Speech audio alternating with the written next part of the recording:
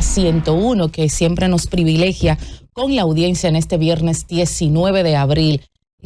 Bueno, también, al igual que lo han hecho los compañeros Roberto, más temprano, y Valentín, sobre el tema médico. Lo trataba ayer, nosotros lo tratamos porque el miércoles en la noche le escribiéramos al doctor Ubaldo, y cuando vimos ese llamado que hacía, que fue un llamado rápido, no habían declaraciones tan profundas, tan infundadas al respecto, y teníamos la duda de saber qué se trataría allí. Cuando ayer justamente tratábamos el comentario, decíamos, vamos a esperar las declaraciones, lo decíamos al principio de nuestro comentario, esperaríamos las declaraciones del Colegio Médico en voz de su presidente para conocer a viva voz y de ciencia cierta, con detalles, lo que está reclamando ese gremio, porque este no es un tema ligero, este no es un tema concluyente, este es un tema bastante complejo, digo yo que altamente complejo. Y yo hago de titularidad este comentario: ¿quién tiene la razón? ¿El médico o los pacientes? ¿Quién tiene la razón? ¿Médico o paciente? Si hay una asociación que sabe defender a su clase, se llama el Colegio Médico y también la ADP.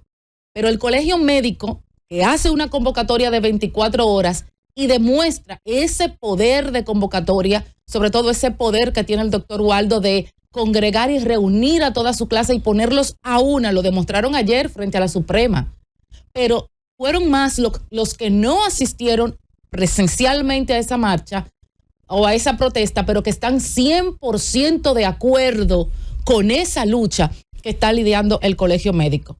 Determinar, señores, determinar una práctica negligente por parte de un médico o de un centro hospitalario no es tan fácil, no es tan objetivo, pero lo es más difícil determinar una reacción, si una reacción a algún medicamento o a algún procedimiento ha sido por un error práctico, por desconocimiento del médico o por una consecuencia de riesgo que están estipuladas en las guías.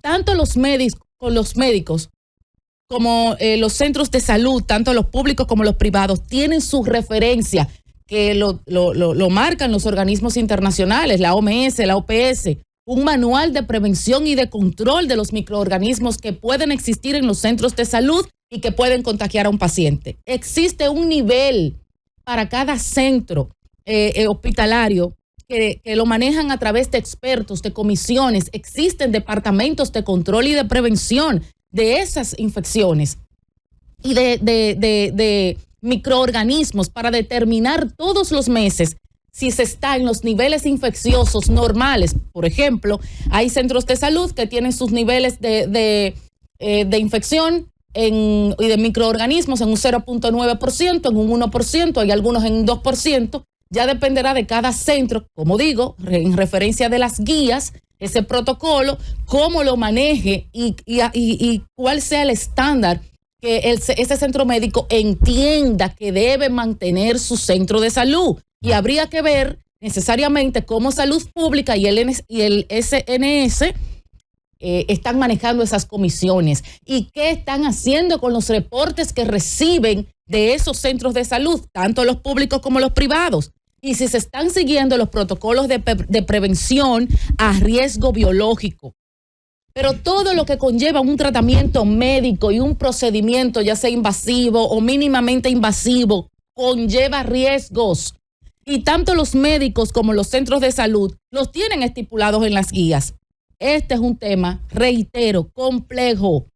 ¿Por qué? Porque una infección o una complicación dependerá de muchos factores, no de uno o dos, que puede que ver que tenga con debilidades del centro de salud o que tenga que ver con una mala práctica médica o con la reacción que haga un paciente y el ambiente de recuperación en el que se encuentre ese paciente. Dependerá muchísimo de las informaciones que nosotros le suministremos, por ejemplo, a un médico. No siempre nosotros decimos la verdad, o en algunas ocasiones no sabemos ni siquiera si somos alérgicos a algún medicamento. Para concluir, Por ejemplo, yo decía ayer y decíamos, esto se podría convertir en que los médicos no quisieran, no van a querer ni inyectarle una diclofenac o un complejo B a una persona si no le hace un diagnóstico médico previo. Ay, por favor, suministreme un diclofenac, inyécteme una diclofenac. No va a poder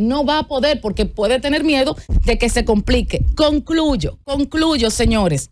Los médicos, como decía ayer el colegio médico, no somos médicos somos médicos, no somos criminales. Esa es una consigna que me pareció baja, débil, con poco nivel y poco respetuosa. Porque lejos de lograr el apoyo y la atención de la sociedad, lo que hace es relajar la protesta. Y esto no se trata de una competencia entre médico y paciente, sino de defender los derechos de los expertos de la salud y los derechos de los pacientes.